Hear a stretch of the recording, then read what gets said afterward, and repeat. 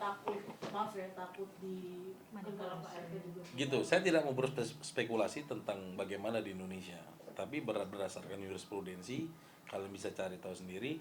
Ada salah satu artis ternama yang dulu ada masalah sama DJ 2 kali tuh, akhirnya tes DNA 2 kali. Ya, gitu loh. Ya, jadi enggak, maksud saya adalah itu juga sebetulnya menjadi presiden yang baik. Sebenarnya masalah Lisa ini bukan masalah baru hari ini di Indonesia ini. Kalian harus ingat putusan 46 MK itu diperjuangkan nih ya. Saya kasih tahu nih. Biar kita pada ngerti. Nih ya.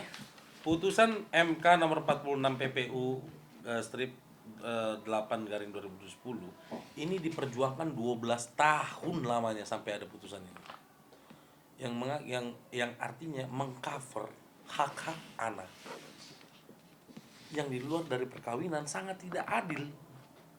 Kalau nggak bisa dibuktikan tes DNA bahwa siapa bapaknya, kita bicara sekarang sekarang kan saya bolak-balik saya bilang, saya tidak lagi bicara tentang perbuatan si ibu dan si ayahnya.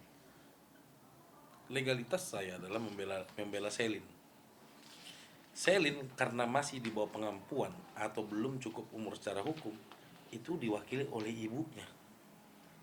Ibunya saat ini adalah memperjuangkan anaknya Selin. Ketika besar, dia akan lihat bahwa ibunya telah berjuang secara ekstra memperjuangkan anaknya itu sampai ada putusan pengadilan. Jadi anaknya akan bangga gitu. Oke, Kalisa, saya punya pertanyaan nih buat Kalisa. Kenapa ini dari netizen sih, Kak? Kenapa bukan dari dulu pas hamil? Kenapa baru sekarang, Kak? Gitu. Ya itu kan dulu masih dibiayai ya.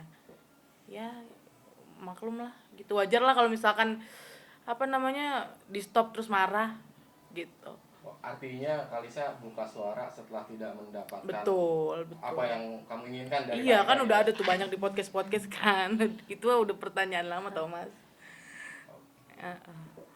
Bang, seandainya mediasi gagal, tetap sidang berlanjut berapa lama lagi, Bang? Sidang itu akan berlanjut nanti pemeriksaan pokok materi perkara. Yang pertama adalah ketika sidang deadlock itu ada namanya jawaban dari tergugat.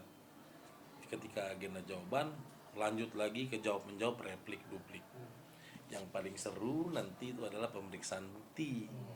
Apa sih itu pemeriksaan bukti? Ada bukti surat, ya kan? Pemeriksaan saksi fakta, pemeriksaan saksi ahli. Nah, di sini nanti akan terungkap fakta persidangan. Siapa yang bermartabat, siapa yang tidak bermartabat. Gitu loh. Jadi hukum di Indonesia sudah sangat mengatur secara kompleks bagaimana mengatasi orang yang tidak menghormati pengadilan, bagaimana menghormati orang yang menghormati pengadilan gitu.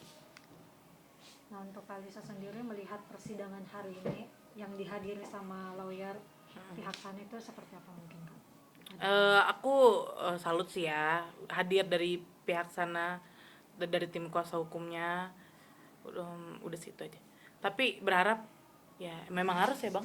Memang harus hadir nanti di tanggal 4 Juni itu. KRK harus hadir gitu. Karena udah berlarut-larut juga kan Mbak gitu. Jadi pusing, saya juga maunya damai-damai aja gitu kan. Harus hadir, ini aturannya. Halo Bapak Ridwan Kamil. Bapak kan dulu pejabat publik. Yuk jalankan hukum ini yang benar. Gitu loh. Kak, kalau misalnya nanti suatu tanggal 4 Juni beliau itu datang, apa yang mau disampaikan? Maksudnya gimana, coba ulang? Ketika nanti persidangan tanggal 4 Juni selanjutnya dan beliau datang, apa yang akan disampaikan dari Kak Lisa? Ini kan sudah terlalu Kalau disampaikan gini ya, mediasi dulu. Mediasi itu kan menganulir pendapat kedua belah pihak. Kalau ditanya pendapatnya pihak Lisa apa, ya pastinya kita mau tes DNA. Dalam hati Kak Lisa kayak, Pak, ayo mungkin ya kalau saya jadi kata. Iya udah karena udah terlalu berlarut-larut jadinya akunya gergetan Pak, gitu loh. Udah Pak, cepetan gitu, jangan terlalu banyak gimana gitu. Saya mau silaturahmi, pengen cium tangan aja gitu. Apa kabar Kak? Apa kabar kan lebih tua, ya kan harus sopan gitu Dan maksudnya. kalau misalnya nanti ditemani oleh Bu Cinta, apa yang disampaikan dari Bu Cinta? Kalau buat Bu Cinta nggak dulu. Bu Love nanti aja dulu. Itu nanti heart to heart ya, woman to woman. Oke, berarti Nggak bisa Bapak itu. fokuskan kepada Pak Ridwan Kamil. Gimana? Berarti pesan yang pengen kakak sampaikan lemah. Iya, buat si bapak aja dulu ini ya. Heeh. Terus pengen bilang gak sih Kak, kayak ini saya seperti ini karena ada campur tangan bapak juga loh. Enggak lah. Seperti ini, atau Saya seperti ini yang gimana? iya, saya sampai dibully, saya sampai dihujat seperti ini. Oh, itu mah nanti personal aja kalau itu. Itu pasti karena saya mental jujur kena gitu. Awal-awal ya, tapi sekarang udah biasa nanggepinnya ya udah gitu, dibercandain aja gitu. Kak, tapi dalam mediasi tadi, ruangan mediasi tadi tuh sempat disudutkan gak sih Kak Lisa sama Nggak ada. pihak enggak ya? Soalnya Alhamdulillah dari luar nggak ada. kita mendengar ada sedikit Justru saya yang menyudutkan mereka. Oh, Kita menyudutkan mereka bilang upaya hukum di pidana A, B, C, D, E segala macam, sedangkan di upaya hukum kita tidak ada mereka sama sekali prepare yang matang gitu loh. Maksudnya gini, kalau mereka bilang mereka mau cepat permasalahan ini selesai, kami juga pengen lebih cepat kalau bisa gitu loh. Cuman kan cepatnya ini juga kalau dia mengerti hukum seharusnya prepare dokumen itu harus sudah lebih prepare. Mereka kan lebih senior gitu loh. Ternyata senior juga ternyata nggak bisa juga gitu loh diharapkan. Ya kami juga kalau dibilang ini ya mau gimana, akan bertele-tele kalau misalkan sikapnya mereka seperti itu. Pertama nggak datang, alasannya teknis surat kuasa dan segala macam. Sekarang dibilang lagi nggak bawa KTP-nya, ya gitu capek bolak-balik Jakarta Bandung ya kan. Itu langkah minggu depan masih mediasi ya bang? Mediasi. Dan saya sangat garis bawahi 2 poin penting. Perbuatan Lisa dan RK itu menghasilkan anak yang sekarang menjadi polemik di masyarakat. Betul? Para pihak sekarang sudah melakukan upaya hukum masing-masing. Bapak Ridwan Kamil melakukan pelaporan pencalonan baik kepada Lisa dan kami menggugat secara hukum. Kemarin saya baca statementnya Pak Muslim, dia ya kalau kami di Barreskrim mintanya untuk tes DNA di Barreskrim.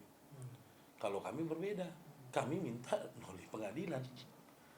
Kalau memang tujuannya sama-sama mau tes DNA, kenapa nggak duduk bareng gitu loh?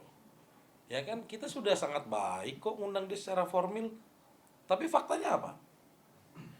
Ya kan? Biar masyarakat yang menilai sendiri. Klien kami sangat kooperatif, bahkan dia masih pemulihannya sudah ke Bandung deh. Tadi jalan udah sampai Oyong untuk banyak tim saya yang pegang dia gitu. Ya, Kalisa cerita dikit nih gimana nih mungkin pemulihannya? Kemarin Pemulihannya ya ini masih recovery, belum lepas jahitan lagi, udah kesini. prosesnya sendiri gimana tuh kemarin tuh? Prosesnya alhamdulillah berjalan dengan lancar. Ya sekarang juga bobotnya udah turun ya, kelihatan nggak? Sudah berapa tuh kak? 10 kiloan. Targetnya Udah mulai tirus. gimana? Kalisa targetnya berapa sih? Targetnya sih pengen ya back to lagi ya, 50 kilo lagi kayak dulu 48 lah. Kemarin katanya targetnya pengen kayak Kak Natagen tuh waktu saya wawancara. Oh iya, oh itu temen aku. Iya. Iya. Foto gimana? Notagin sih. Ya, iya selebgram juga. Kak, menghabiskan berapa sih Kak buat kontrol? Ada deh. Ada deh itu. Ntar saya diuji. Perubahan besar nggak sih yang kakak rasakan setelah menjalani operasi itu? Mungkin Kayak hidup baru, karena kan lambung kita cuma disisain itu 15%. Tapi ada efek samping nggak sih Kak? Kalau Iya, efek sampingnya gini, misalkan kita lagi makan bareng-bareng gitu ya, nggak bisa makan yang macam-macam lagi, ini aja cuma boleh makan minum air kelapa sama ada susu soya gitu. Jaga stamina gimana sih Mbak? Iya, Jaga staminanya. jaga stamina. tetap terjaga biasa berasanya gitu. Aktivitas tetap, cuman sudah tidak terlalu padat seperti awal. Karena kan Padat bang kalau diikutin, ya kalau diikutin semua ya. capek ini saya.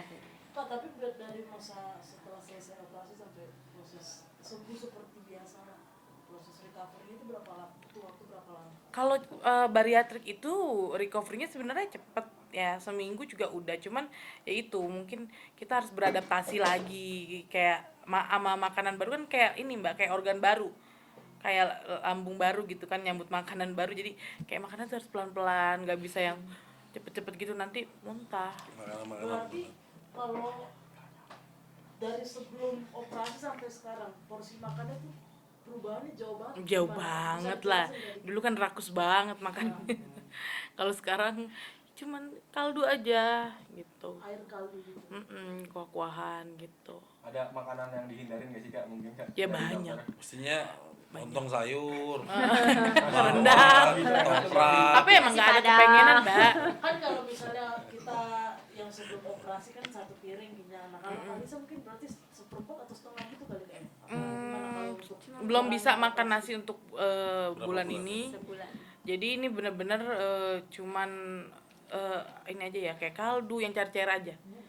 Bubur itu aja nggak boleh. Nggak lapar kak? Ini Hah? apa sih? Nggak lapar nggak? Enggak, karena kan kayak Sup ya? iya krim sup tuh boleh. Apa namanya, dia kayak penahan nafsu makan alami gitu loh. Karena lambungnya udah nggak ada. Kasih tahu juga kan, mungkin kan misalnya gini, kayak yang biasa kita makan banyak tiba-tiba lambung sedikit, dipaksain pun dia muntah katanya. Keluar Minum air pun aku nggak bisa yang kayak Nggak langsung gitu, memang bertahap. ya begitulah ya. Berarti setelah- Mau sehat soalnya, mau cantik karena kan aku ibu nih ya, harus kerja, harus produktif Berarti ya. kamu percaya beauty is pain? Beauty is pain, cantik, langsing, sehat itu paling penting. Tapi akan Karena kan aku buat kerja, Mbak. Berkarir lagi. Operasi itu kenapa sih kak? yang Ya mau sehat, mau langsing. Bohong kalau misalkan pastinya mau mau sehat aja, kerja. mau langsing, Mau kerja mau lagi. berkarya lagi. Ya kan, gitu. Ntar kan seneng kan kalau aku lihat aku langsing, ntar Kayak dulu ya kayak. ya Iya. tapi bakalan kontrol lagi nih Kak. Kontrolnya apa? Zoom meeting Kak? aja. Laporin sama Ale